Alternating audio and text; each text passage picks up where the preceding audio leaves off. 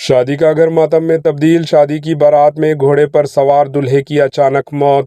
रियासती मध्य प्रदेश के शिवार जिले में एक 26 साल दूल्हा शादी की बारात के दौरान घोड़े पर बेहोश होकर गिर पड़ा और इसकी मौत वाक़ई हो गई। ये वाक़या जुमे की रात पेश आया और इसके आखिरी लम्हात की वीडियो हफ्ते को सोशल मीडिया पर सामने आई।